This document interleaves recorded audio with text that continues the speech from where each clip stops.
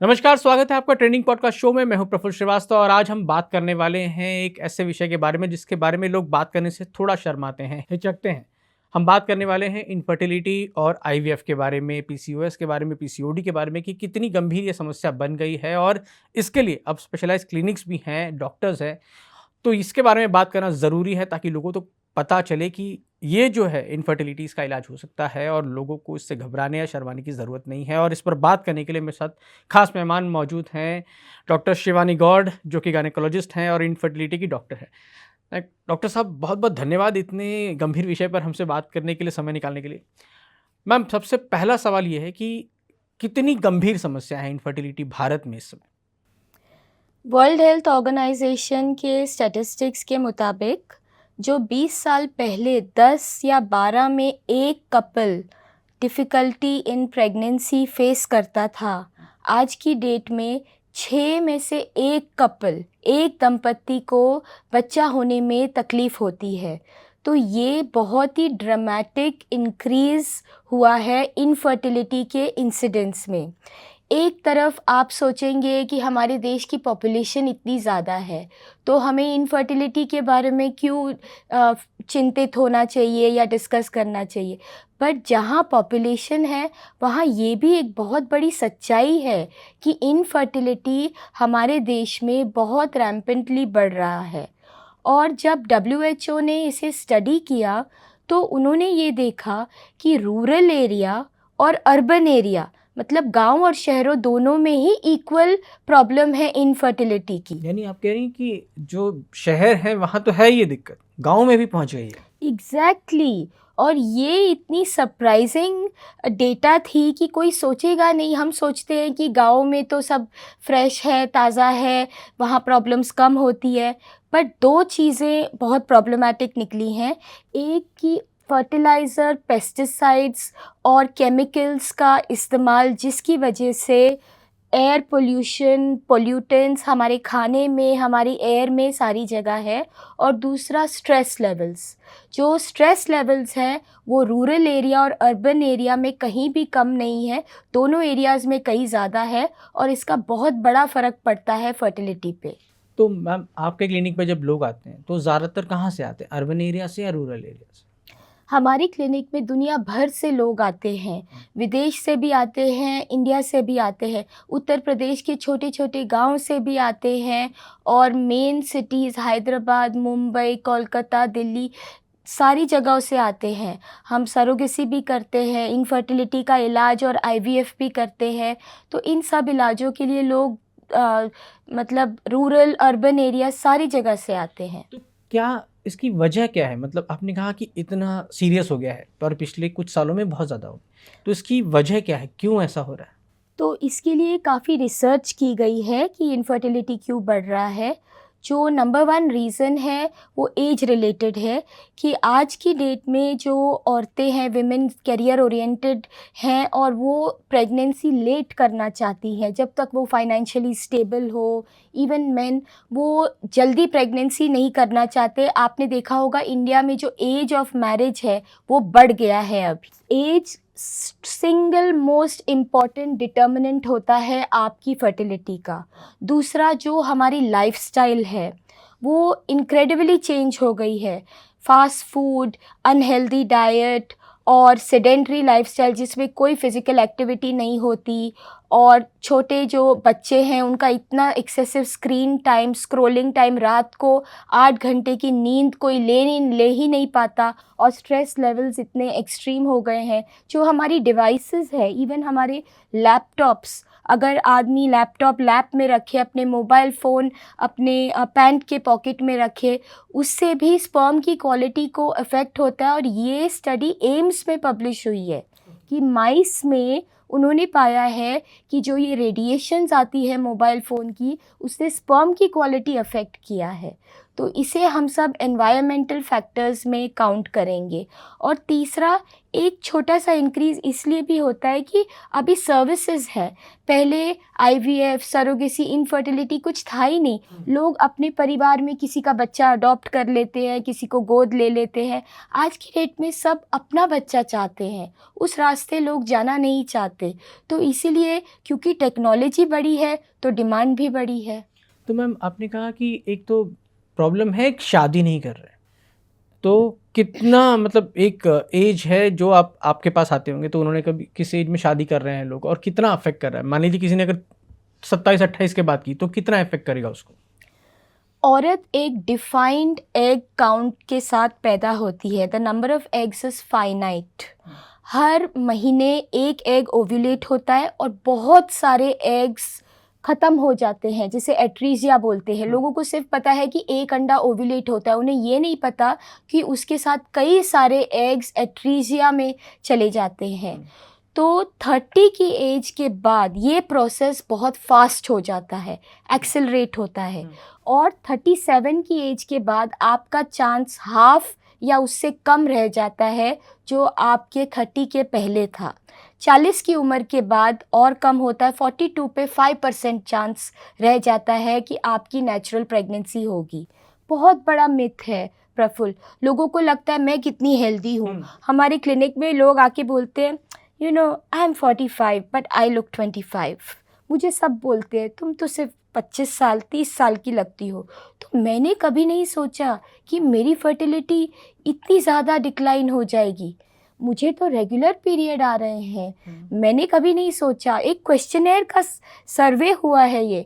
लोगों में इतने मिथ्स हैं कि पीरियड रेगुलर आ रहा है, मैं यंग दिख रही हूँ, मैं एनर्जेटिक फील कर रही हूँ, मतलब मेरी फर्टिलिटी नॉर्मल है। ऐसा नहीं होता।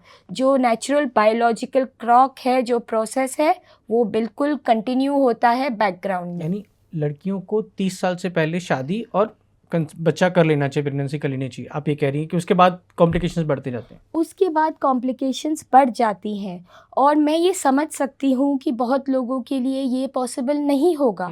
तो कई तरह के ऑप्शंस आ गए हैं, जैसे एग फ्रीजिंग करवा सकते हैं, या अगर आप 30 के बाद प्रेगनेंसी चाहें तो अपने माइंड में ये डिसाइड कर लीजिए कि हो सकता है कि मुझे फर्टिलिटी स्पेशलिस्ट की हेल्प की ज़रूरत पड़ सकती है। और आदमियों के लिए क्या एज होती है कि शादी इस एज में करें तो ये प्रॉब्लम नहीं होती इनफर्टिलिटी की? आदमियों के लिए थोड़ा लकी है, फॉर्चुनेट है। कुदरत में ऐसा है कि उनका जो स्पर्म काउंट है वो एडवांस्ड एज में भी मेंटेन रहता है। हालांकि बॉडी का हर सेल एज के साथ चेंज होता है, तो ऐसा नहीं है कि इनडेफिनिट रहेगा। But in general up to the age of 40 हम कहते हैं कि सीमेन पैरामीटर्स काफ़ी अच्छे होते हैं। यानी 40 तक भी वो आदमी जो है अगर लेट शादी करता है तो भी 40 तक उसके पेरेंट बनने की चांसेस रहते हैं? 40 के बाद भी चांसेस रहते हैं, बट प्रॉब्लम ये होती है कि बच्चे में थोड़ी बहुत अनोमलीज, आपने सुना होगा ऑटिज़म जैसी anomalies, learning disabilities, attention deficit hyper activity disorders, कई तरह के मानसिक प्रॉब्लम्स होते हैं, मेंटल हेल्थ प्रॉब्लम। ऐसा देखा गया है कि एडवांस पैटर्नल एज में मानसिक प्रॉब्लम्स का इंसिडेंस ज़्यादा होता है। तो यानी लड़के लड़कियों को 30 से पहले शादी कर लेनी चाहिए और बच्चे कर लेनी चाहिए, ताकि बच्चे मतलब एटलीस्ट एक चाइल्ड आपको, या 30 या इवन 35 तक, जैसे हम भी गायनेकोलॉजिस्ट आप देखें, हमारी पढ़ाई 30-32 तक चलती ही रहती है, बट मोस्टली सब 30-32 तक अपना एटलीस्ट एक चाइल्ड तो कर लेते हैं। तो इसीलिए डॉक्टर्स खुद ये फॉलो करते हैं। तो यही हम एडवाइस करेंगे कि सबको कि आपको भी यही फॉलो करना चाहिए। लेकिन अब जो आपके पास पेशेंट्स आते हैं, आप तो उनमें कैसे देखती हैं? कौन किस रीज़न क्या होता है उनमें, आप क्या पाती हैं उनके बच्चा ना होने की वजह से? ये क्या होता है? इनफर्टिलिटी में जो रिसर्च है उसमें ये देखा है कि 50% जो रीज़न होता है उसमें फीमेल फैक्टर इन्वॉल्व होता है, 30 to 40% में मेल फैक्टर, और 10% में कंबाइंड, 1-2% में अनएक्सप्लेन्ड, मतलब सब कुछ ठीक होगा और फिर भी जो कपल है वो प्रेग्नेंट नहीं होगा। ऑल्दो अगर आप डिटेल इन्वेस्टिगेशंस करते रहे तो कुछ ना कुछ फैक्टर उनमें भी निकल के आता ही है।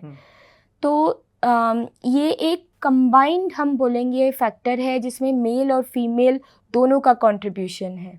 अच्छा, तो क्या प्रॉब्लम्स आती फीमेल्स में, किस तरह की प्रॉब्लम होती, क्यों नहीं कर पाती वो, कंसीव नहीं क्यों कर पाती? फीमेल्स में ज़्यादातर प्रॉब्लम्स होती है पीसीओडी या पीसीओएस, जिसे हार्मोनल प्रॉब्लम बोलते हैं।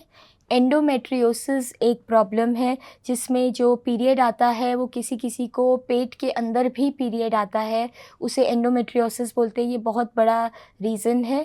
इन्फेक्शंस हमारी कंट्री में जैसे ट्यूबरकुलोसिस, क्लाइमीडिया, गोनोरिया, सिफिलिस, इसे नॉन ट्यूबरकुलोसिस इन्फेक्शंस बोलते हैं, जिससे ट्यूब ब्लॉक हो जाती है और प्रेगनेंसी होने में डिफ़िकल्टी होती है। यूट्रस की लाइनिंग डैमेज हो जाती है, जैसे फाइब्रॉइड्स है, पॉलिप्स है, सिस्ट्स है। तो ये कुछ ऐसे केसेस होते हैं जिनमें जेनेटिक प्रॉब्लम होती है कि by birth born without uterus या born with different chromosomes, genetic anomalies, जिसकी वजह से इनफर्टिलिटी होता है। तो इन जनरल ये एक लिस्ट है कि जिसकी वजह से हम जो डे टू डे ओपीडी में देखते हैं कि लोगों को बच्चा नहीं होता। तो मतलब लड़कियों में पीसीओडी और पीसीओएस एक बड़ी प्रॉब्लम आपको लगती है कि सबसे ज़्यादा केसेस उसकी वजह से खराब होते हैं? पीसीओडी का इंसिडेंस 4 में 1 19 to 25% हो गया है आज की डेट में। ओके। इतना कॉमन हो गया है और ये टीन एज से स्टार्ट हो रहा है और ये टीनेजर्स जब बड़े होंगे तब ये इनफर्टिलिटी का प्रॉब्लम फेस करेंगे। तो आज की डेट में जो हम यंगस्टर्स को देख रहे हैं, इन जनरल इसे ओव्यूलेटरी डिसऑर्डर या हार्मोन डिसऑर्डर बोलते हैं। ये प्रॉब्लम बहुत ज़्यादा है। आपने देखा होगा बहुत सारी यंग गर्ल्स को चेहरे पे पिंपल्स है, एक्ने है, लिप्स के ऊपर बाल आ जाते हैं, एक्सट्रेसिव ग्रोथ ऑफ हेयर है, हेयर फॉल बहुत कॉमन हो गया है। ये सारे साइंस है पीसीओडी के। और ये क्यों होती है पीसीओडी? मतलब ये हो गया, इसके साथ ये हो रहा है, ये समझ में आता है, लेकिन इसकी वजह क्या है? पीसीओडी में जो अंडाशय या ओवरी होता है उसमें छोटे छोटे पानी के सिस्ट बन जाते हैं, इसीलिए इसे पॉलीसिस्टिक ओवेरियन डिजीज़ कहा जाता है। इसमें जो मेल हार्मोन की मात्रा है, वुमेन में टेस्टोस्टेरोन या मेल हार्मोन वो बढ़ जाता है, इंसुलिन का लेवल बढ़ जाता है। इसकी वजह से जो ओव्यूलेशन, मतलब हर महीने जो एक अंडा बन के रप्चर होना चाहिए, वो बंद हो जाता है, स्टॉप्स। ओव्यूलेशन अगर होगा ही नहीं तो प्रेगनेंसी नहीं होगी। मोटापा होता है, स्पेशली जो पेट का एरिया है। ये पीसीओडी के पेशेंट बहुत परेशान होते हैं, खाते बहुत कम है फिर भी मोटापा होता है क्योंकि उन्हें इंसुलिन की रेजिस्टेंस की प्रॉब्लम है। आगे जाके डायबिटीज़ हो जाता है। इंडिया डायबिटीज़ का इनफैक्ट कैपिटल हो गया है दुनिया का। तो कई तरह की आगे जाके इनफर्टिलिटी के बाद मेटाबॉलिक प्रॉब्लम्स भी फेस करते हैं। और ये पीसीओडी क्यों हो जाता है, इसके रीजंस क्या हैं? पीसीओडी का रीज़न सबसे कॉमन है अनहेल्दी डाइट और लाइफस्टाइल। आपकी डाइट में प्रोसेस्ड फूड्स, जो कार्बोहाइड्रेट्स और फैट्स अनहेल्दी होते हैं, जैसे pizza, burgers, chips, sweetened drinks होती हैं, मैदे की चीज़ें बनी होती हैं, ये सब बहुत ज़्यादा है। एराटिक टाइम, जो खाने का टाइम है पूरा डिसरप्ट हो गया क्योंकि रात को लेट सोना, सुबह लेट उठना, टाइमिंग की वजह से सारा खाना फैट के स्टोर हो जाता है एज फैट। और आपका जो एक लाइफस्टाइल सेडेंट्री जिसको बोलते हैं कि मिनिमम 20 मिनट्स की हमें इंटेंसिटी की एक्सरसाइज करनी चाहिए, मॉडरेट इंटेंसिटी की एक्सरसाइज, वो आजकल हो ही नहीं रही है। आउटडोर्स जाना ही बंद हो गया है, बच्चे सब इंडोर्स ही बैठे रहते हैं और मोबाइल फ़ोन और डिवाइसेस पे स्क्रॉलिंग करते हैं। तो डाइट और एक्सरसाइज दो सबसे बड़े फैक्टर्स हैं जिनकी वजह से पीसीओडी इतना कॉमन हो गया है। और पीसीओएस? ये बहुत लोग कंफ्यूज होते हैं कि पीसीओडी और पीसीओएस में क्या फ़र्क है। पीसीओडी का मतलब डिजीज़ और पीसीओएस का मतलब सिंड्रोम।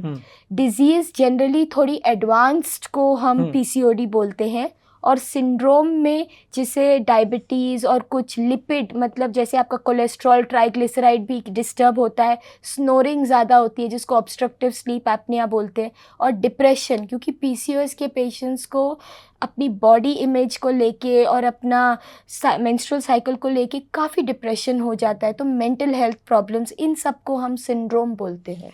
और इससे बहुत ज़्यादा असर पड़ता है फर्टिलिटी पे, यस लड़कियों की। यस, इससे लड़कियों की फर्टिलिटी पे काफ़ी इफ़ेक्ट पड़ता है, बट इसमें एक जो अच्छी बात वो ये है कि क्योर आपके हाथ में है। अगर आप डिटर्मिन कर ले, पता है मैं सबको बोलती हूँ कि पीसीओएस का इलाज ना यहाँ शुरू होता है, आपके माइंड में। क्योंकि अगर आप अपना माइंड बना ले कि नहीं, मुझे अपनी डाइट चेंज करनी है, मुझे अपना लाइफस्टाइल चेंज करना है, तो आपका 50% सॉल्यूशन तो वहीं हो जाएगा। तो मैम ये फीमेल्स में समझ में आया, मेल्स में क्या प्रॉब्लम होती है जब आपके वो फर्टिलिटी क्लिनिक आते हैं और कहते हैं कि कंसीव करने में दिक्कत हो रही है, तो जब उनका टेस्ट करते हैं तो उनमें क्या प्रॉब्लम्स पाते हैं आप? जो मेल्स का टेस्ट होता है उसे एक शुक्राणु का जांच या सीमेन एनालिसिस बोलते हैं। उसमें 3 पैरामीटर्स देखे जाते हैं, सीमेन काउंट, सीमेन मोटिलिटी और सीमेन मॉर्फोलॉजी। इनके criteria WHO world health organisation modify करता जा रहा है, क्योंकि आजकल सीमेन काउंट्स बहुत ज़्यादा डिक्रीज़ हो रही हैं और बहुत ज़्यादा अबनॉर्मल स्पर्म का परसेंटेज बढ़ रहा है, जिसे हम टेराटोस्पर्मिया बोलते हैं। ओके। तो मेल्स में सबसे कॉमन प्रॉब्लम जो हम देखते हैं वो अबनॉर्मल या अनहेल्दी स्पर्म टेराटोस्पर्मिया, स्पर्म की मोटिलिटी कम होना एस्थीनोस्पर्मिया, स्पर्म के पैसेज में जो वेन्स आती है वो मोटी हो जाती है वैरिकोसील, जिससे टेम्परेचर बढ़ जाता है और स्पर्म डैमेज हो जाता है, इसे वैरिकोसील का प्रॉब्लम बोलते हैं। ये 3 सबसे कॉमन प्रॉब्लम्स है जो आज की डेट में हम सैंपल्स में देख रहे हैं। और दोनों में जब आते हैं तो दोनों जब आपके पास आते हैं तो सबसे पहले क्या बताते हैं, क्या किस तरह से बातचीत शुरू होती है? बातचीत ऐसे शुरू होती है कि हम प्रेगनेंसी के लिए ट्राई कर रहे हैं और हमारा बच्चा नहीं हो रहा है, तो आप इनका चेक करा लो, मतलब फीमेल का चेकअप करा लो। मतलब वो माइंड में बात ही नहीं आती कि मेल, उन्हें लगता है कि अगर मेल को सेक्सुअल परफॉर्मेंस में प्रॉब्लम नहीं है तो उनमें कोई प्रॉब्लम नहीं है, सारी प्रॉब्लम फीमेल की है। अच्छा, ये मान के आते हैं कि फीमेल में ही प्रॉब्लम है। Yes, this is a big conception in their mind. और नॉट ओनली कि हम कपल्स की क्या बात करें, जो एल्डर्स आते हैं उनके साथ वो भी बोलते हैं कि हमारे बेटे को तो कोई मेडिकल प्रॉब्लम नहीं है, इनका आप अच्छे से चेकअप कर लो, इसी में प्रॉब्लम होगी। तो जो एल्डरली भी जो साथ में आते हैं, कई बार वो भी पॉइंटिंग फिंगर्स करते हैं टुवर्ड्स द फीमेल साइड। और मेल्स फिर जल्दी से टेस्ट कराते हैं, क्योंकि जब आप शुरू करते होंगे प्रोसीजर पता करने के लिए, तो मेल्स भी टेस्ट करते हैं आप लोग? मेल्स का भी टेस्ट और सारे क्लिनिकल टेस्ट होते हैं? 50% तो मेल का कंट्रीब्यूशन है प्रफुल्ल बच्चे में। हाँ, मैं इसीलिए पूछ रहा हूँ, तो वो करवाते हैं आसानी से जब कहते हैं कि इनका टेस्ट कीजिए तब? बिल्कुल नहीं, it is very difficult, I don't have time. मेरा, आपने बोला है डॉक्टर साहब कि 2-3 दिन हमारा गैप होना चाहिए, एब्सटिनेंस पीरियड होना चाहिए, 7 डेज से ज़्यादा नहीं होना चाहिए। हमारा गैप पीरियड ठीक नहीं है। मैं अभी ट्रैवल करके आया हूँ। 2 days back I had a fever and I had really bad cough and cold. I am taking some medication, I am on antibiotics. तो कई तरह के हम ये सिनेरियोज सुनते हैं, और सीमेन टेस्ट कराना इज़ रियली नॉट ईजी। अच्छा, मतलब लोग आते तो हैं, कपल्स आते तो हैं, लेकिन उसमें मेल ईगो जो है वो हावी रहता है कि वो यही बताना चाहता है कि मैं ठीक हूँ। आई थिंक थोड़ा बहुत ये है, और इसे हम डिनाई नहीं कर सकते। बट आई होप कि आजकल थोड़ा बहुत ट्रेंड चेंज हो रहा है। और एक बात पता है, फीमेल के टेस्ट ज़्यादा डिफ़िकल्ट है और एक्सपेंसिव है, और जो मेल पार्टनर का टेस्ट है वो सिंपलर है और बिल्कुल सबसे चीपेस्ट है, जबकि वही टेस्ट कराने में वो इतना झिझकते हैं। अच्छा, तो मैं समझ गया, मतलब लोग आते तो हैं लेकिन वो चाहते हैं कि उसकी फीमेल पार्टनर का टेस्ट हो, उसका ना हो तो भी उसके बहाने होते हैं। अब जब टेस्ट होता है तो क्या मैम IVF ही एक ऑप्शन होता है किसी के इनफर्टिलिटी को ट्रीट करने के लिए? उसको कंसीव करना है तो क्या IVF ही एक ऑप्शन होता है last? IVF is the last option for treatment. उसके पहले हमारे पास कई तरह के ट्रीटमेंट ऑप्शंस अवेलेबल है, जिसे हम ART असिस्टेड रिप्रोडक्शन टेक्निक्स बोलते हैं। इसमें आप इंट्रायूट्राइन इंसेमिनेशन या IUI एक टेक्नोलॉजी है, एक होता है ovulation induction and timed intercourse, जैसे पॉलीसिस्टिक ओवरी के पेशेंट्स के लिए यूज़ किया जाता है। एक होता है सर्जिकल ऑप्शन, जैसे हिस्ट्रोस्कोपी, अगर आपकी बच्चेदानी में छोटा सा कोई पॉलिप है, फाइब्रॉइड है, इन्फेक्शन है, तो हिस्ट्रोस्कोपी से उसका इलाज किया जाता है मेडिसिन से। एक लेप्रोस्कोपी टेक्नोलॉजी है, जिसमें पेट में कैमरा डाला जाता है, और अगर कोई आपकी सिस्ट है जैसे पॉलीसिस्टिक ओवरी, तो उसके लिए हम ड्रिलिंग कर सकते हैं, ट्यूबल कैनुलेशन कर सकते हैं। चॉकलेट सिस्ट या एंडोमेट्रियोसिस को अब्लेशन, सिस्टेक्टमी कर सकते हैं। और बेसिक तो इलाज आपके अपने लाइफस्टाइल फैक्टर्स से और छोटे छोटे चेंजेस जो आपकी डे टू डे लाइफ में कर सकते हैं, बेसिक इलाज वहीं से स्टार्ट होता है। अच्छा, यानी ज़रूरी नहीं है कि आप जब फर्टिलिटी क्लिनिक में जाए तो IVF ही कराना है, और भी उससे पहले तरीके होते हैं जिससे प्रेगनेंसी हो सकती है। लोग फर्टिलिटी क्लिनिक पे इसीलिए जाते ही नहीं हैं। लोग अच्छा। जाते ही नहीं हैं, उन्हें लगता है कि अगर फर्टिलिटी क्लिनिक में गए तो डॉक्टर हमें बोलेगा तुम कल IVF करा लो, तुम्हारे पास और कोई रास्ता नहीं है। इसलिए लोग प्रेफर करते हैं अपने गायनिकोलॉजिस्ट के पास जाएं, अपने जनरल प्रैक्टिशनर के पास जाएं, क्योंकि उन्हें ऐसे लगता है कि एक फर्टिलिटी क्लिनिक में गए तो सिर्फ IVF ही बोलेंगे। तो ये मिथ और मिसकंसेप्शन क्लैरिफाई करना बहुत ज़रूरी है। फर्टिलिटी क्लिनिक में ऐसा नहीं है कि आपको सिर्फ IVF बोलेंगे, आपकी हिस्ट्री लेके आपकी लाइफस्टाइल चेंजेस रेकमेंड करेंगे, कुछ बेसिक विटामिन सप्लीमेंट्स रेकमेंड हम कर सकते हैं जिससे आपकी प्रेगनेंसी हो। यानी कुछ ज़रूरी नहीं कि हर किसी को कॉम्प्लिकेटेड ही प्रॉब्लम्स हो, बहुत ज़्यादा कॉम्प्लिकेशंस हो। कुछ नॉर्मल भी है जो दवाइयों से ठीक हो सकती है, लेकिन लोग डरते हैं इसमें भी। लोग बहुत ज़्यादा डरते हैं, और ये ना बच्चा होना एक बहुत प्राकृतिक और नेचुरल प्रोसेस है। लोगों को इसके लिए एफर्ट नहीं लेना पड़ता। लोग देखते हैं अपने आसपास, अरे उसका तो बच्चा हो गया, उसको तो बच्चा नहीं चाहिए, उसको भी बच्चा हो गया। तो इस प्राकृतिक प्रोसेस में जब आपका नहीं हो रहा है, और एक इतना बेसिक यूनिट है सोसाइटी का फैमिली, तो जो इमोशनल और मेंटल स्ट्रेस होता है वो आप सोच नहीं सकते। लोगों को गिल्ट की फीलिंग आती है, शेम की फीलिंग आती है, वो किससे बात करें। ओके। तो मैम फिर क्या जैसे मान लीजिए कोई आया है पेशेंट और अब आप उसको रिकमेंड करना है, उसको इनफर्टिलिटी को ट्रीट करना है, तो क्या होता है? पहले आप लोग किस तरह से प्रोसीजर करते हैं? हाँ, तो सबसे पहले हम उनकी हिस्ट्री लेते हैं, उनके इन्वेस्टिगेशंस करते हैं। 4 बेसिक इन्वेस्टिगेशन है, जिसमें से 3 औरत के होते हैं, जैसे blood test, anti Mullerian hormone, pelvic ultrasound और हिस्ट्रोसैल्पिंगोग्राफी, फैलोपियन ट्यूब का टेस्ट बोलते हैं। जी। हस्बैंड का एक simple test, semen analysis, that's all. 4 test पे हमें पता चलता है मेल फीमेल फैक्टर या कंबाइंड फैक्टर है। सबसे पहले हम लाइफस्टाइल चेंजेस एडवाइस करते हैं, जिसमें हम बोलते हैं आप परफ्यूम्स यूज़ करना बंद कीजिए। परफ्यूम्स में VOC, वॉलेटाइल ऑर्गेनिक कंपाउंड्स होते हैं, जो एंडोक्राइन डिसरप्टर्स हैं, जो आपके हार्मोन्स डिसरप्ट करते हैं। परफ्यूम्स, डिओड्रेंट्स, किसी भी चीज़ जिसमें ओडर है, जैसे परफ्यूम, डिओड्रेंट्स, ये बिल्कुल अवॉइड करना चाहिए। आप कोई भी IVF सेंटर में जाइए, सबसे बाहर लगा होगा this is a perfume free zone. क्योंकि उससे अगर परफ्यूम्स IVF लेबोरेटरी में लेके गए, आपके सारे गैमेट्स, एग और sperm will be dead, because उसमें बहुत सारे वॉलेटाइल ऑर्गेनिक कंपाउंड्स रिलीज होते हैं। हमारे पास मीटर्स होते हैं जो मेजर करते हैं कि कितना VOC लेवल आ गया है यहाँ। अच्छा। एयर क्वालिटी में मेजर करते हैं हम। तो जनरल प्रेगनेंसी के लिए जो ट्राई कर रहे होते हैं, आप परफ्यूम्स अवॉइड कीजिए। आप कुछ नॉन ओडर वाले डिओड्रेंट्स आते हैं, अगर यूज़ करना ही है तो वो यूज़ कर सकते हैं। नॉन स्टिक कुकवेयर जिसमें कुछ ऐसे केमिकल्स यूज़ होते हैं, उसे अवॉइड कीजिए। आप उसकी बजाय स्टील के यूज़ कर सकते हैं। माइक्रोप्लास्टिक्स अवॉइड करना जितना पॉसिबल है आपके लिए। Try and use steel, copper, iron, these kind of utensils.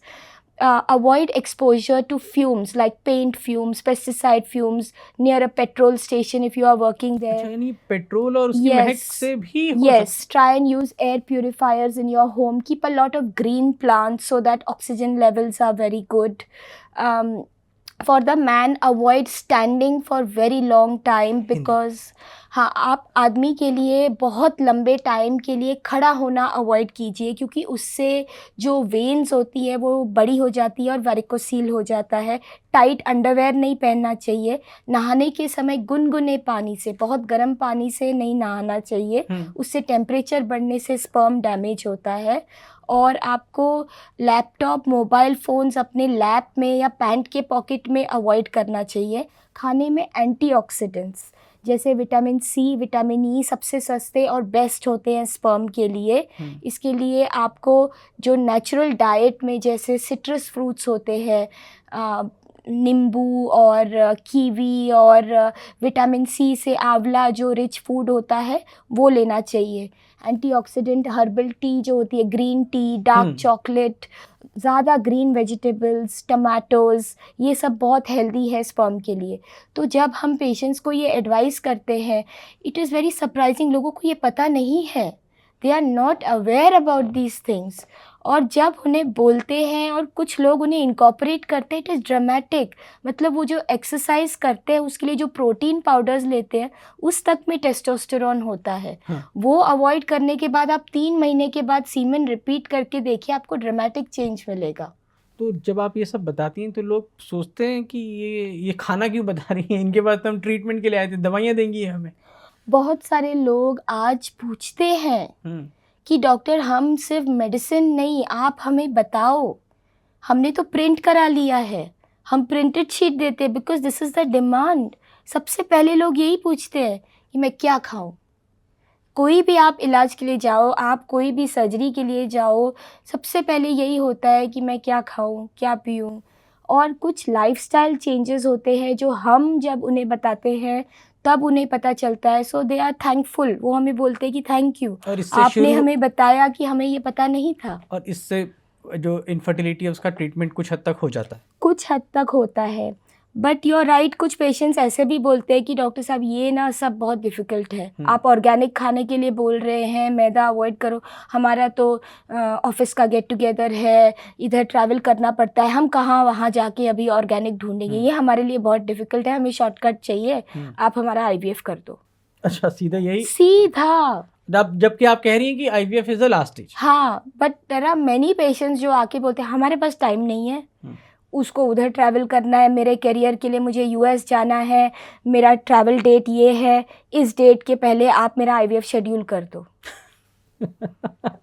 तो ये जो प्रॉब्लम है कि टाइम नहीं है, तो जो लड़के हैं और लड़कियां दोनों की क्या रीज़न होते हैं जब आपके पास आते हैं, बताते हैं कि हमने अब तक मतलब हमारा प्रेगनेंसी नहीं हुआ, इसके पीछे हमने क्या लॉजिक रखा था कि क्यों नहीं करेंगे हम? वो बोलते हैं कि बिजनेस मीटिंग है, बहुत प्रेशर है, हमारे टारगेट्स है, ये हमारा ईयर एंडिंग है, ये है, वी डोंट हैव टाइम। अच्छा, और उन्होंने इसलिए इतने सालों तक उसको अटेम्प्ट भी नहीं किया कि प्रेगनेंसी, मतलब वो बोलते हैं कि जैसे आप डॉक्टर साहब आप हमें टाइम बताते हो कि डे 10 टू डे 14, डे 18 ये हमारा फर्टाइल पीरियड है, पर उस टाइम हमारी काम आ गया, मीटिंग आ गई, ट्रैवल आ गया, अब हम वो तो पोस्टपोन नहीं कर सकते, तो इसलिए बेटर है आप IVF ही कर दो। और ये सारे एज ग्रुप में जो भी आता है आपके पास? सारे एज ग्रुप में, और जनरली जो ये 30s के एज ग्रुप में है, फैमिली से बहुत प्रेशर है हमारे ऊपर, बार बार वो प्रेशर दे रहे, बोल रहे बच्चे हम पाल लेंगे, आप बस कर लो। तो बस ये लॉजिक होता है। तो नहीं करने के पीछे क्या बताते हैं वो आपके पास जब आते हैं, जब फॉर्म भरते हैं? ऐसा नहीं है कि वो नहीं करना तो जैसे कुछ लोग, आपने कहा ना कि कुछ लोग करियर में ध्यान में रखते हैं। एग्जैक्टली, तो कुछ लोग होते हैं जिन्हें ये लगता है कि अभी अगर हम ये 9 मंथ्स के प्रोसेस में चले गए, 1-1.5 साल के प्रोसेस में, तो इतना बड़ा डिसरप्शन होगा करियर में कि मैं करियर में 5 साल पीछे चली जाऊंगी। ये लड़कियों के बैकअप। हाँ, और जो आदमी होते हैं वो बोलते हैं कि अभी मैं इतना ज़्यादा भी फाइनेंशियली स्टेबल नहीं हूँ कि मैं ये बर्डन लूँ, एक्स्ट्रा करूँ। इंडिया की फर्टिलिटी रेट एक्चुअली डिक्लाइन हो रही है। जो फर्टिलिटी रेट 3.2 थी, अभी 2.1 को रिप्लेसमेंट लेवल बोलते हैं। तो हमारी 2.2 तक है। बहुत सारी कंट्रीज़ जैसे कोरिया में 0.8 है, उनकी जापान में रिप्लेसमेंट लेवल से कम हो गई है, चाइना की कम हो गई है, काफ़ी कम हो गई, और इंडिया की भी जो फर्टिलिटी रेट है वो भी काफ़ी कम हो गई है पहले से। इसकी वजह यही है कि लोग करियर में जाना चाहते हैं, बॉडी का ध्यान रखना चाहते हैं, या टाइम, या फिर फाइनेंशियल स्टेबिलिटी को ढूंढते हैं। ये सारे दीज आर द बिग 4। और जब ये सब करने के बाद आप खाना बताती हैं और ये तरीके बताती हैं तो फॉलो भी नहीं करते ज़्यादातर लोग उसमें। वो चाहते हैं कि एकदम क्विक 2 मिनट सोल्यूशन। नूडल्स की तरह सब कुछ हो जाए। यस। तो ये जब शुरू होता है मैम, तो सबसे पहले तो एक बात भी पूछते होंगे आपसे कि ये जो आईवीएफ है ये कितना टाइम लगेगा और कितना कॉस्ट आएगा, ये तो पूछते ही होंगे आपसे। Definitely everybody. So cost is around 2 lakh rupees, जिसमें आपके एक स्टैंडर्ड आईवीएफ मतलब आपके हार्मोन के इंजेक्शन लगेंगे, एग्स लिए जाएंगे, स्पर्म लिया जाएगा, बच्चा बनाया जाएगा, उसे फ्रीज़ करते हैं। जो आईवीएफ के आजकल जो बेबीज़ पैदा हो रहे हैं ये सब फ्रोज़न बेबीज़ हैं, मतलब इन सबको फ्रीज़ किया गया है और फ्रीज़ करने के बाद जब टाइम राइट होता है तो इन्हें फ्रीज़र से निकाला जाता है और इन्हें यूट्रस में डाला जाता है और औरत को बच्चा होता है। पहले हम सब फ्रेश साइकिल्स करते थे, तो आज की डेट में आईवीएफ में एक बहुत बड़ा चेंज आया है 10 सालों में, क्योंकि फ्रोज़न साइकिल सेफ़र है और बच्चे का बर्थ वेट ज़्यादा होता है, बच्चा low birth weight, weak, premature, ICU में जाना, ये सब कम हो गया है फ्रोज़न साइकिल से। और इसका जो टाइम पीरियड है एटलीस्ट 2 to 3 मंथ्स का टाइम आपको देना होगा अगर आपके फर्स्ट अटेम्प्ट में सक्सेस हो गया। और आईवीएफ में कहा जाता है कि 3 अटेम्प्ट्स के लिए आपको प्लान करना चाहिए। यानी आईवीएफ ज़रूरी नहीं कि फर्स्ट अटेम्प्ट में सक्सेस हो। बहुत लोगों का हो भी जाता है बट बहुत लोगों का नहीं भी होता, तो एटलीस्ट 3 अटेम्प्ट्स आपको प्लान करके चलना चाहिए। आईवीएफ कितना सक्सेसफुल होता है? आईवीएफ का सक्सेस 35 साल से अगर उम्र कम है तो काफ़ी ज़्यादा है, 50, 60, 70% भी है। अगर 35 साल से उम्र कम है तो ये 30% ड्रॉप हो जाता है।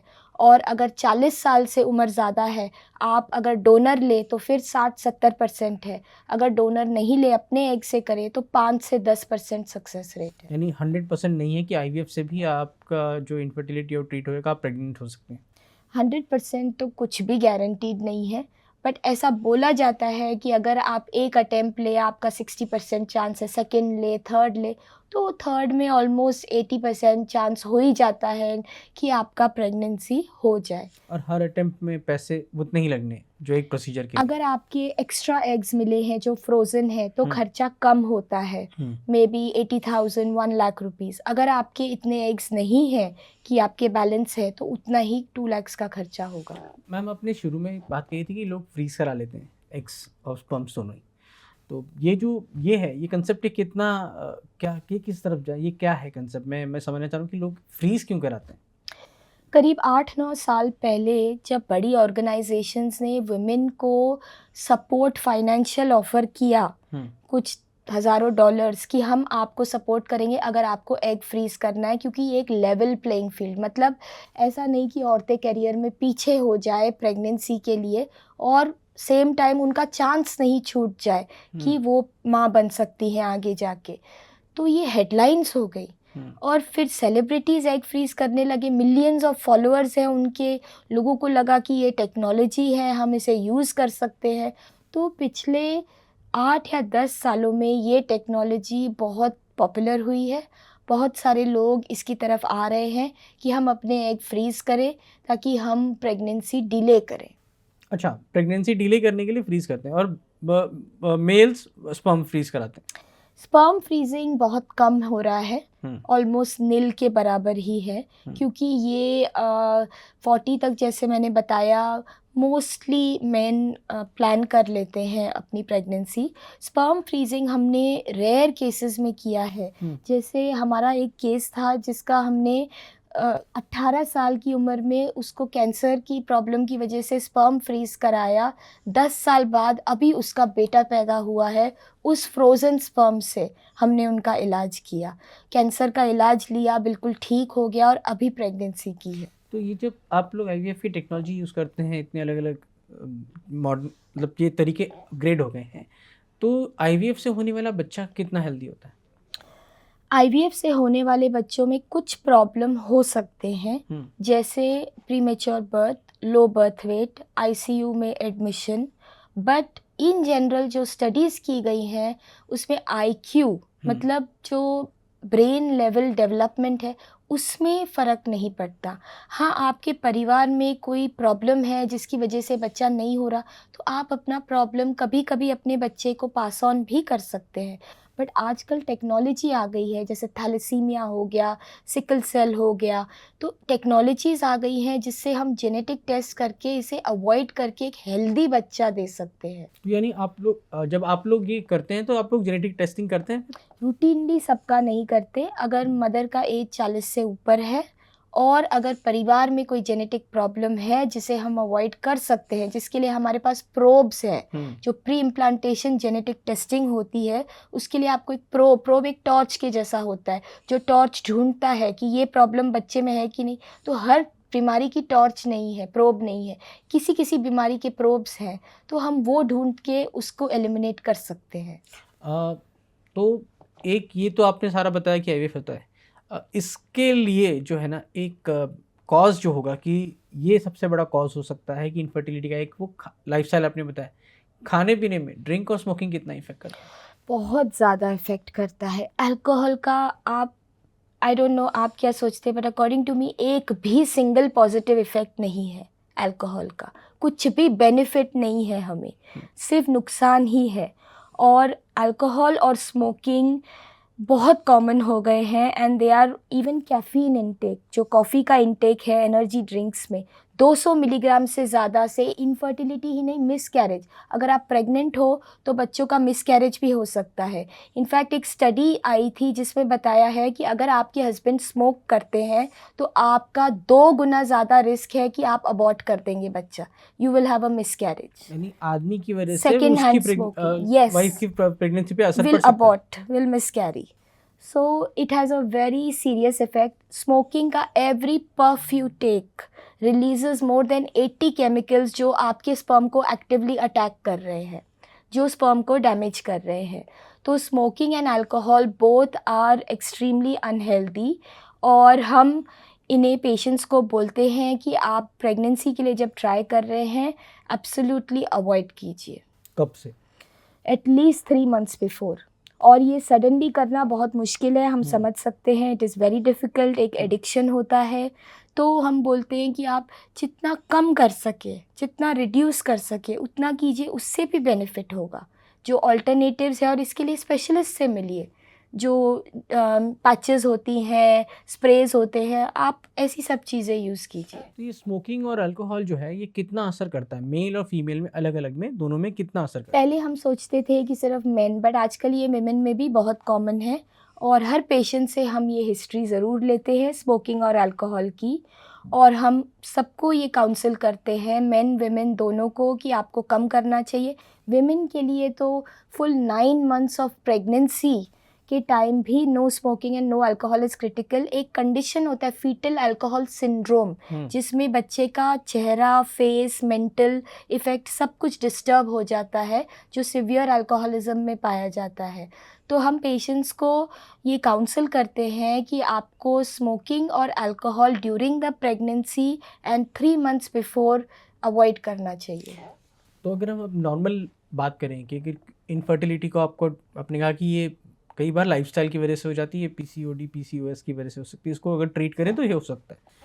एक नॉर्मल आदमी, एक नॉर्मल कपल जो है वो अगर बच्चा करना चाहे तो किस एज में शादी करनी चाहिए और किस एज में बच्चा कर लेना चाहिए आपके हिसाब से, मेडिकल फील्ड के साथ? मेडिकली कहा जाता है कि अगर आपको 1 चाइल्ड फैमिली चाहिए तो you should have your 1 child before 30, means you should start trying by 28।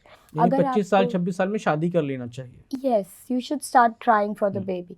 और अगर आपको 2 चाइल्ड फैमिली चाहिए तो ऐसा बोला जाता है कि 27 साल, 26 या 27 साल की उम्र में आपको ट्राई करना चाहिए, स्टार्ट करना चाहिए प्रेगनेंसी के लिए। इस दौरान क्यों कहा जाता है, इसका भी लॉजिक आपको बताना चाहिए। ये लॉजिक इसीलिए है कि आपकी प्रेगनेंसी होगी, 1 साल डिलीवरी होगी, 1 साल तो आप गैप रखेंगे, फिर अपना दूसरा चाइल्ड कंसीव करेंगे, और इस एज में जो कॉम्प्लिकेशंस होती हैं औरत को, जैसे बच्चे में डाउन सिंड्रोम का रिस्क या ब्लीडिंग, हेमरेज प्रेगनेंसी में, ब्लड प्रेशर, डायबिटीज़, कई तरह की कॉम्प्लिकेशन सबसे कम होती हैं। और प्रेगनेंसी बहुत ही सेफ़ और स्मूथ जाती है और प्रेग्नेंट होने में तकलीफ़ भी नहीं होती है, तो इसीलिए ये एज बेस्ट मानी गई है। आईवीएफ अगर कोई कराता है तो उसके लिए एक एज लिमिट होगी, तो वो कौन सी है और किस एज तक ही करा सकते 2021 से बहुत ही स्ट्रिक्ट नियम बन गया है, क्योंकि हमारे देश में कई ऐसे न्यूज़पेपर रिपोर्ट्स आ रही थी कि 70 इयर्स, 77 इयर्स, 75 इयर्स में लोग प्रेगनेंसी कर रहे हैं, बच्चे डिलीवर कर रहे हैं। इसीलिए ये एज लिमिट आई है, औरत के लिए 50 साल और आदमी के लिए 55 साल। अच्छा। इसके पहले आपको अलाउड है आईवीएफ या कोई भी असिस्टेड रिप्रोडक्टिव टेक्नोलॉजी यूज़ करना। इस उम्र से ज़्यादा में आप असिस्टेड रिप्रोडक्टिव टेक्नोलॉजी नहीं यूज़ कर सकते। बट इसमें एक बहुत बड़ा लूप होल जैसे डिबेट अगर बोलेंगे कि अगर आदमी की उम्र है 56, हमारे यहाँ आए हैं केसेस कि मैन इज़ 56, 57, उन्होंने सेकेंड मैरिज की है, वाइफ 35 है, तो उन्हें कोई ऐसा रिस्ट्रिक्शन नहीं है, वो नेचुरल प्रेगनेंसी कर सकते हैं। बट उन्हें रिस्ट्रिक्शन है कि वो आईवीएफ से प्रेगनेंसी नहीं कर सकते। मैम, अब कुछ फिल्में आपने देखी होगी, पास्ट में आई होंगी, जो इसी चीज़ पे थी कि इनफर्टिलिटी है या जैसे स्पर्म डोनर्स पे, तो उसमें 2-3 चीज़ें हमने देखी कि पहला कि क्या कैरेक्टरिस्टिक्स, यानी बच्चा गोरा, उसकी नीली आंखें, घुंघराले बाल, ऐसा चाहिए। ऐसे लोग आते हैं आपके पास सेंटर में, बोलते हैं कि जब आईवीएफ करा ही रहे हैं तो ऐसे कैरेक्टरिस्टिक्स वाले बच्चे दीजिए हमें। Definitely, absolutely, almost everybody. अच्छा। ऑलमोस्ट, क्योंकि एक बाहर विदेश में कोई क्लिनिक में ऐसा एडवर्टाइजमेंट आया था कि आप बच्चे की आईज सिलेक्ट कर सकते हैं और बालों का कलर कैलिफोर्निया में जैसे blue eyes, blonde hair select कर सकते हैं। अब मैंने देखा कि विदेश की न्यूज़, इंडियन मीडिया ने सारी जगह रिपोर्ट कर दी कि आईवीएफ से तो आप सिलेक्ट कर सकते हो। अब लाखों लोग वो पढ़ते हैं तो उनके माइंड में वो आ जाता है कि हम तो सब सिलेक्ट कर सकते हैं, और क्लिनिक में आके बोलते हैं कि अब हमें डोनर लेना ही पड़ रहा है तो एटलीस्ट इतना तो कीजिए कि हमें कोई बहुत ही इंटेलिजेंट, कोई बहुत ही मतलब पढ़ा लिखा और हाइट लंबी होनी चाहिए, कलर फेयर होना चाहिए, फीचर्स बहुत अच्छे होने चाहिए। और फीमेल्स में डोनर में तो nothing less than miss India, मतलब उन्हें सारे फीचर्स, इंटेलिजेंस, हाइट सब कुछ चाहिए। यानी वो कह रहे हैं कि डोनर ले रहे हैं तो ये कैरेक्टरिस्टिक्स वाले से ही लेना है। अब ले ही रहे हैं तो फिर डॉक्टर साहब ये सब हमें करके दीजिए। कुछ लोग स्मॉल प्रोपोर्शन होते हैं जो बोलते हैं कि हम ज़्यादा नहीं डिमांड कर रहे, बट आप देखिए हमारे फैमिली में देखिए सब इतने फेयर हैं, इतने अच्छे फीचर्स हैं, इतने लंबे, तो हमारी फैमिली जैसा चाहिए ना हमें, तो ज़्यादा डिमांड नहीं है। सो इसीलिए मतलब ये सवाल मैंने इसलिए पूछा ना क्योंकि अब हम फिल्म में देखते हैं तो उसी से समाज, देखिए दिमाग में सवाल आया इसीलिए क्योंकि ऐसा देखा गया। अरे वो चाहते हैं कि वही एक्टर आके उन्हें डोनेट करे। अच्छा, ये भी मानते हैं आपसे लोग, कहते हैं कि तो कितना डिफिकल्ट होता है ऐसे पेशेंट को समझाना कि हो सकता है, नहीं हो सकता, कि नहीं हो सकता भाई। आज की डेट में जो डोनर साइकिल्स होते हैं सब एआरटी बैंक के थ्रू होते हैं, तो हम पेशेंट्स को बैंक में भेजते हैं। अब बैंक में जो डोनर्स होते हैं वो अल्ट्रिस्टिक होते हैं, मतलब डोनर को कुछ फाइनेंशियल कॉम्पेंसेशन आज की डेट में अलाउड नहीं है। आप बिना पेमेंट के डोनेशन कर रहे हैं, तो अब उनके पास ऑप्शंस जो होंगे वही होंगे, तो पेशेंट्स को उसी में से सिलेक्ट करते हैं फिर। और फिर एक ये भी है कि एक्सरसाइज करनी पड़ती है प्रेगनेंसी के लिए, आईवीएफ के दौरान भी और उसके बाद। क्या ये सच है? बिल्कुल सच है, और ये बहुत बड़ा मिथ है कि आपने आईवीएफ के बाद बस बेड पे पड़े रहना है, हिलना नहीं है, और तुम्हारा आईवीएफ इसीलिए फेल हुआ क्योंकि तुम उस दिन ज़्यादा तेज़ बेड से उठी थे। मतलब इतनी हॉरर स्टोरीज़ हमने सुनी है कि औरत को बिल्कुल बेड पे लेटा दिया है, और अगर आईवीएफ नेगेटिव आया तो उसकी फैमिली ने उसे बोला उस दिन तुम बाथरूम जाने के लिए बेड से जर्क से उठी थी तो उसी दिन तुम्हारा फेल हो गया। तो ये बहुत ही ख़राब मिसकंसेप्शन है जिसे हम हर बार करेक्ट करते हैं, फैमिली को भी काउंसल करते हैं। मूविंग रहना चाहिए, मोबाइल, सारी एक्टिविटीज़ कीजिए, नहीं तो आपके पैर में क्लॉट्स बन जाएंगे, डीबीटी हो जाएगा। जब तक सर्कुलेशन नहीं होगा आपकी दवाइयाँ डाइजेस्ट नहीं होगी, वजाइनल टैबलेट सर्कुलेट नहीं होगी और स्ट्रेस लेवल्स बहुत एक्सट्रीम हो जाएंगे। ये सब चीज़ों से आपके नेगेटिव इफ़ेक्ट्स आएंगे। तो मोबाइल रहना और रूटीन काम करना आईवीएफ में बहुत इम्पॉर्टेंट है। डॉक्टर, आप इनफर्टिलिटी का ट्रीटमेंट करती हैं, तो गायनी भी हैं, आप जानती हैं, तो ऐसे कोई टिप्स बताइए जिससे अगर कोई कंसीव करना चाह रहा है तो उसको ये करना चाहिए, उससे वो आराम से कंसीव कर सकते हैं, कपल जो है वो पेरेंट्स बन सकते हैं। ऐसी कोई टिप्स आप बता सकें, खाने के लिए, एक्सरसाइज हो या जिस तरह के। जो आदमी है, जो मेल पार्टनर है, उनके लिए टाइट अंडरवेयर मत पहनिए, लूज़ पहनिए, ज़्यादा गर्म पानी से मत नहाइए, सिर्फ गुनगुने से नहाइए। मोबाइल फ़ोन अपने लैपटॉप पैंट के पॉकेट में मत रखिए, लैपटॉप अपनी लैप में मत रखिए। ज़्यादा स्टैंडिंग का काम नहीं होना चाहिए, ज़्यादा पेस्टिसाइड्स और पेट्रोल फ्यूम्स का एक्सपोजर अवॉइड कीजिए। 8 घंटे की नींद, ज़्यादा विटामिन सी वाला खाना और एंटीऑक्सीडेंट जिसमें हरी सब्जियाँ, ग्रीन टी और सिट्रस जैसे फ्रूट्स आते हैं, संतरे, मौसम्बी, टमाटोज़, आंवला, ये सब चीज़ें आपके स्पर्म हेल्थ के लिए एक्सेलेंट है, बहुत ही अच्छे हैं। मेंटल स्ट्रेस का अपना लेवल रिड्यूस कीजिए। कोई भी रिलैक्सेशन टेक्निक आप फॉलो कीजिए। 20 मिनट्स डेली मॉडरेट इंटेंसिटी।